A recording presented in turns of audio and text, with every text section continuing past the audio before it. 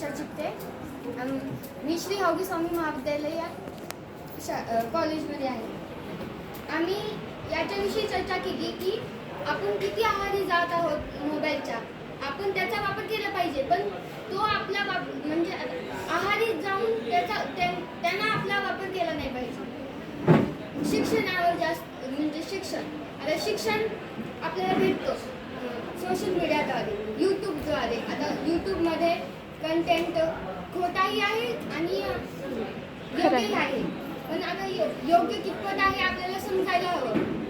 कोणती माहिती चूक आहे ही तपासल्याशिवाय ही चूक आहे म्हणू नये, आणि जी खरी आहे ती खरी तपासली पाहिजे, माहिती खरी आहे का नाही.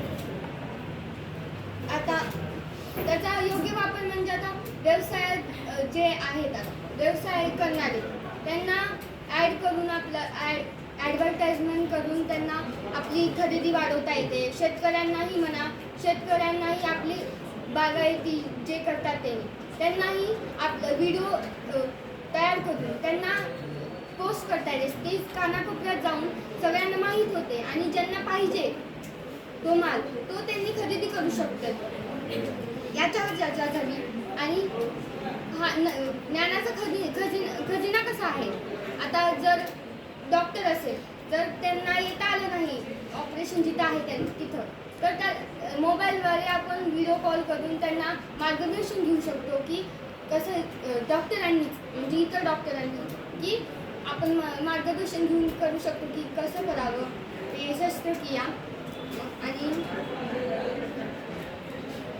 ती पूर्णतः वाईटही नसते आणि पूर्णतः खरीही नसते. याच्यावर आपण लक्ष केलं पाहिजे. क्रिएटिव्हिटी कमी झाली आहे, याच्यावरही आम्ही बोललो. आता कोणतीही निबंध स्पर्धा असो, चित्रकला असो, किंवा गायन स्पर्धा असो, आपण ते स्पर्धा जिंकण्यासाठी मोबाईलवर ChatGPTवर बघून ते करत आहोत. मग त्याच्यामध्ये आपली विचारक्षमता कुठेतरी खुंटते आणि आपल्याला विचारक्षमतेला कुठेतरी मर्यादा येतात. त्यामुळे आपल्याला त्याचा कमीत कमी वापर केला पाहिजे, याच्यावरही चर्चा केली आम्ही.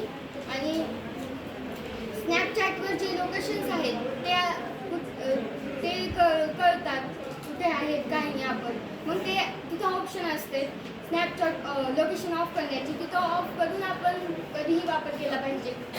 आणि स्वतःवर नियंत्रण ठेवलं पाहिजे, किती आपण त्याचा वापर करायचा. आणि मुलींची सेफ्टीवरही आम्ही बोललो.